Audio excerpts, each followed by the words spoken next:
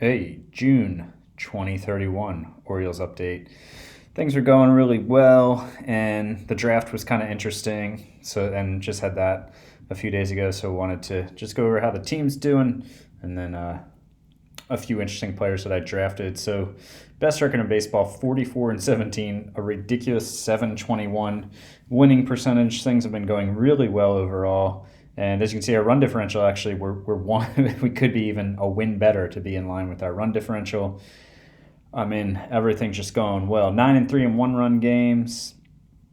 Next best run differential. I mean, the AL is plus 47 in the league. The next best is plus 64 with the Rockies. Wow, who are four worst. Wow, that NL West is tough, man. Oh, well, they're only 31-28. They could be 35 wins. But anyways, so 150 plus 150 run differential. The next best in the league is plus 64. I think the Rockies at one point I looked at like a plus 90 run differential or something. Maybe they just had a rough go of it in course. So then to check out how the team is doing here, go to the info. First in the AL in runs scored with 341. First in runs allowed at 191. Sixth in on base. It's really the only thing that we're not totally top at here. I mean, batting average second. We don't walk a ton. We hit a bunch of home runs. I mean, we basically just dominate. The pitching side of thing, starter, bullpen, ERA are both first. We're first in BABIP, first in defense efficiency, but 13th in zone rating, which I don't entirely get, and I haven't dug into it too much. But normally there's a I mean, they don't always match totally where you rank in the league, but BABIP, defense efficiency, and zone rating, normally you're in the same ballpark. I've never seen them be off by this much where you're first in two and then almost last in the third. And I haven't dug into my individual zone ratings, not quite sure what's going on there. Overall, the fielding's been fine, though, and the results have been great. So just to get into what's going on, Mario Armendariz is just an absurd 4.1 WAR through 60 games, on pace for 10.8, and he was actually at 4.1 WAR I think through 51 games. He started off June kind of cold. I think he only has like one home run this month. He's on pace for 56 home runs, 154 RBIs. Got a runs created plus of 204 right now, and an OPS of 1136. I mean, everything's humming for him. His BABIP is going to come down. He's 354. Career, it's down closer to 280, 290. But just an obscene first 60 games from Mario, which he did something similar last year. Not this good, though. He was definitely not this good last year. So that 13th round pick from 2024, man, really paying off. Weinberger's having a nice season. Ben Ortega, the left fielder who I did send down for a few weeks so I could get an extra year of service time. First round pick from 2026, the number 12 prospect in baseball, man. 35 games, he's put up 1.6 WAR, which would be a 96 games, 4.2 WAR in 96 games. So, maybe like almost an 8 WAR pace over the course of a full season. Runs created plus is at 136. Not hitting for much power yet. That hasn't really developed fully, but he's not striking out too much. He's not walking much either, but his BABIP is also high. That might not continue. He's got a plus 3.6 zone rating out in left field. He's a great left fielder. He's been a star. Ben Smokey Ortega. And then Luis Garcia has been really solid, 129 runs created plus. Franklin Sanchez, possible Gold Glove center fielder. He's played in fewer games than everybody else because I was splitting time with him and Williams to start the year. He's getting a lot of the bulk of the playing time too. So, he's on pace for 3.7 WAR in 120 games. Yeah, runs created plus 111. With this kind of glove, if his bat is even league average, which right now it's 11% above, he's going to be a great player. His zone rating, it's only plus 1.5, which seems a little low in center field. So hopefully that'll go up soon. Those things can be kind of funky in small samples. Gunnar Henderson having a Gunnar Henderson season, 1.3 WAR, 105 runs created plus. I mean, this is just kind of what he does. 3-ish WAR and a league-ish, average-ish bat. He got off to a red-hot start and then was terrible in May and has turned around in June. Bob Maldonado, pretty low here on the list.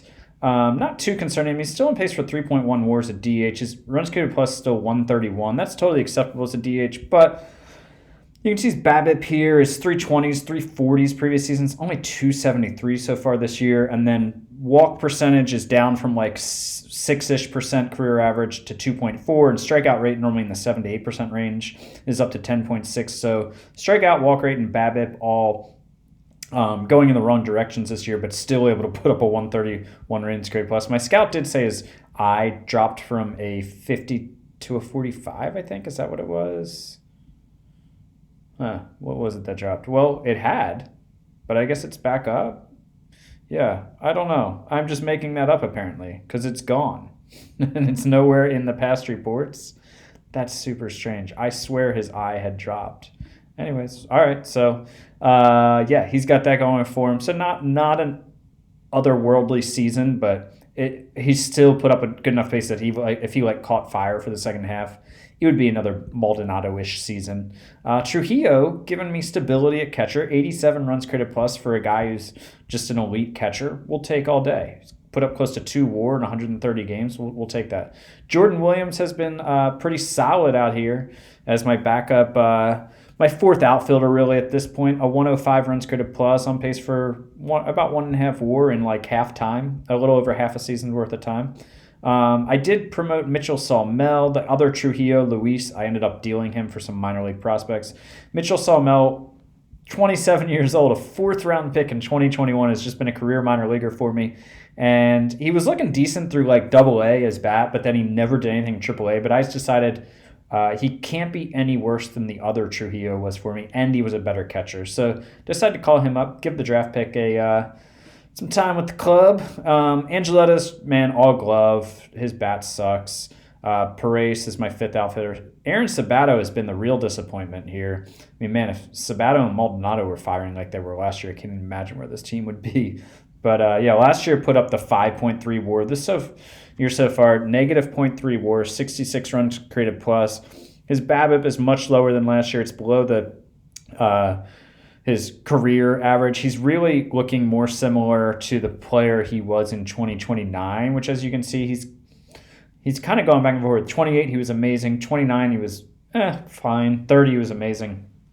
And then 2031, he's back. So his BABIP is down. His strikeout rate is back up around 30%. So we'll see, man. I mean, I might try to upgrade at the deadline. Not really quite sure yet what I'm going to do there. But yeah, we'll see. So that's the hitting side of thing. The pitching side has been pretty awesome too. Ben Schilt, 2.3 WAR, 1.85 ERA. Now his FIP is 3.41 because his BABIP is just 212. He's only striking out 6 guys per 9, which is a little weird, but he's keeping the ball in the yard. Oops, that's the wrong guy. It's Patino. There we go. He's been he was 7.5 and then 8.3 Ks per 9, but he's also walking way fewer guys. His strikeout to walk ratio is still in the same neighborhood. But yeah, having really good luck on balls in play, balls not leaving the yard. And so supplemental round pick from 2025 in his 3rd season appears to be taking a step forward. I mean, he's a Cy Young candidate at this point, but so are a couple of these other guys. Luis Patino, 2.82 ERA, 3.53 FIP. Great season from him so far. Corrales, 1.9 WAR with a 3.5 ERA and a 3.38 FIP. You can see these FIPs are all pretty similar here. Corrales striking out 9.9 guys per 9 and just walking 1.3. I mean, this guy's good. Yeah, 23.5 strikeout to walk percentage. That'll do. That'll play. Aguilar, the young arm that I got in the trade, he's been fine, man. For this stuff and movement and these 2 good pitches, his strikeout rate is just not where you would think it would be. Likely, I'm guessing because of this, the changeup just hasn't come along. He's 27. You're at what point is this just not a thing? This changeup. Both the OSA and my scout think he's still got room to grow into it, but it's time to do it, man. But I mean, he's solid. He's very solid major league starter for me. Just hasn't taken that leap. McKinley Moore's been great out of the bullpen as my stopper. Dave Correa as the long guy has just been freaking phenomenal. He really is pushing for the rotation, but there's nowhere to put him. He's on pace to put up 2.3 WAR in 87.2 innings. He's striking out 12 guys per 9. His ERA is 1.6. He's been awesome. Steve Donovan is my 5th starter. Also, I mean, my scout keeps thinking he gets better and better. He's on pace to put up 2.2 WAR. This is his first full season up as a starter, though, and that's really nice. We'll take it. An ERA and FIP in the lower half of the 4s. It's great. I mean, Meek has been good. Anchetta, the international free agent I signed, has been good. I haven't had to use a ton of bullpen innings. You can see here, 12 games, 7, 15, 8. I mean, Klaus has only thrown 7 2/3 inning because my starters are just, I have them on pretty strict pitch counts. I do that to eliminate arm injuries, but Schilt is on pace to throw 245 innings. He's pitched a complete game his last 2 starts. Just obscene amount of innings on a pitch count under 100. Arujo, Andrews, Feltman's been fine, a little rough. He continues to climb the Oriole leaderboards in both saves. He's had 5 this year. He's kind of my backup closer. And appearances. He's had 15 appearances. And then Klaus has hardly pitched, Klaus and Andrews. So, yeah, so that's the kind of major league team. As you can see, I got plenty of budget room if I want to bring in a third baseman. I looked around kind of preliminarily. There we go. It was coming out first. And there's not a guy on the trading block who's coming up for free agency that's screaming as the guy I should target. So I'm going to have to dig a little deeper. Minor league system's looking pretty good. Concepcion is finally coming along here in Double-A. This is the number 7 prospect in baseball who I don't even know where I'm going to fit him in my major league outfield. I probably need to promote him to Norfolk at some point this year, and he'll probably be ready for the major league team next year. And we'll see. Ben Ortega is, of course, up.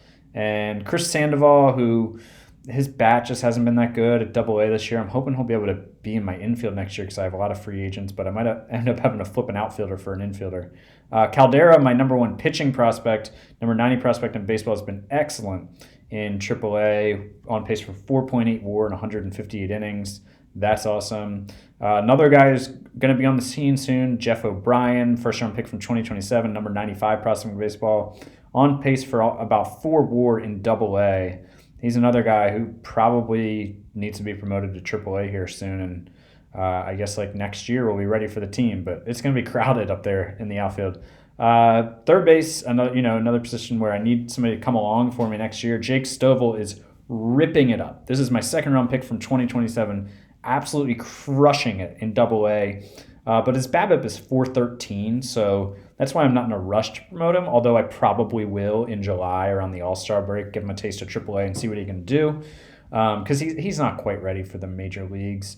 Well, I don't pay a ton of attention to these overall and potential. I like the individual ratings and the stats better. I have found some correlation between a guy's, how his overall, how well he does. Sometimes guys, their ratings and their stats will make them look ready, but if their overall rating isn't quite ready, they might not be. Of course, that's kind of anecdotal, might mean nothing. But yeah, so the third farm system in baseball is looking pretty good, man. Another third baseman here is Rob Colgate, who's my first-round pick from 2028, who had not really done anything in the minors, and I finally was like, man, you're 21, time to sink or swim at A-ball, and he's ripping it up there. So that's cool. And elsewhere around the league, let me just see if anything crazy is going on. Armendariz, in terms of American League, is, Triple Crown doesn't mean a lot necessarily. I think they're, like I've said in some of my tutorial videos, they're much better stats than average home run and RBI to tell you about a player, but still a cool thing. And he's in the hunt, 3rd in average, 1st in home runs, 1st in RBI. So that would be awesome if he could do that. That would be cool. He was also in the hunt for the first half last year, and then I think it was his average fell off. Armendariz is just leading so many categories, and he's up near the top if he's not leading some of them. And amazing season. Let's see, anything else crazy here? I don't think so. No, and then on the pitching side, I'd imagine that Patino and Schilt might appear on some leaderboards. Yeah, Schilt is 2nd in ERA.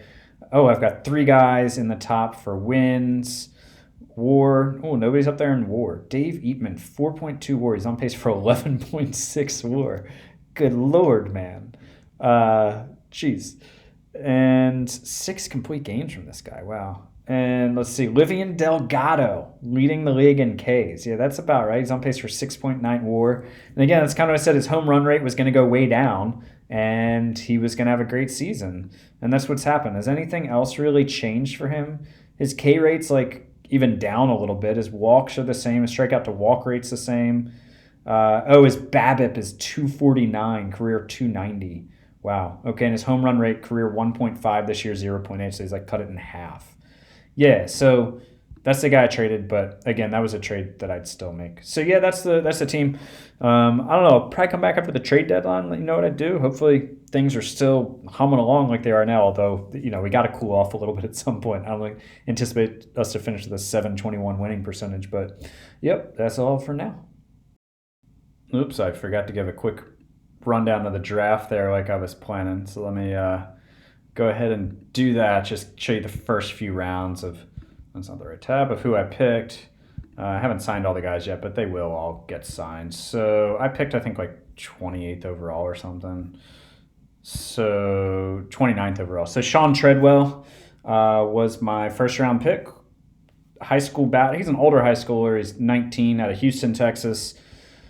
He's not going to play center field, but he could be a corner outfielder, and then he could play the infield too. I think he could play second base or third base, as well as left or right field. But pretty good bat, pretty good power potential bat. So we'll see what comes of him. He's actually already signed. And then remember I said there were a few interesting players that came along. One was this one, Tim Baker. You can see he is a pitcher, but he's also a really good hitter, or potentially. So he's going to be a two-way player for me. He's the starting left fielder as well as the number 3 starter on my Gulf Coast League team. So we'll see what happens with him. I think he's probably a better bat than arm, but he doesn't have a lot of defensive position. He's maybe a corner outfielder. Maybe you can stick him in left field. And pitchers are harder to come by. And if he can reach his ceiling as a pitcher, he's going to be a good starter. He could be a 4th or 5th starter. And so, yeah, he was interesting. Third round, man, this was a little bit of a weird pick for me. I know he's a college guy with good work ethic, and he's just got an awesome glove. And he could play in the major league defense right now. He might never make it because of his bat, but I figured with work ethic, and he was below slot, and I went over slot on my first 2 picks, which wasn't a big deal, but I had the flexibility to then go over slot with a couple other picks. So I figured, if he can even reach his ceiling here at the bat, he's gonna be a utility infielder for me. And there was just no one. This is who I can't remember if my scout was recommending him. I didn't want who my scout was recommending, and I just went with what I feel like. I don't know if it's a safe pick. I don't know if that's the right word, but with a guy who the glove could get him to the majors pretty quickly. Here's Alex Nunez, who for a 4th round pick looks like a terrible pitcher, but then you go and look at his hitting ratings now. He's going to be a corner outfielder, but I think, this eye is a little troubling, but the avoid Ks might be able to weigh that out, and that contact is just excellent. So I think I'm just going to use him as a hitter once he signs. Honestly, I don't know. Like, your arm's fine, dude. I might play him as a 2-way just to kind of see what happens. And then another 2-way player that I drafted, Dave Lopez. He was drafted as a pitcher, but is a much better hitter. Really solid here for a 5th round pick. Geez. But you can see 40, 50, 35. His control is just not going to cut it for me, so I'm just going to play him as a hitter. So I thought he was interesting. And then, that's kind of the end of the interesting guys. This guy looks fine. But, yeah, so that gets interesting. So that's the draft. Treadwell, and then the 2-way player, Baker, will definitely be fun to follow.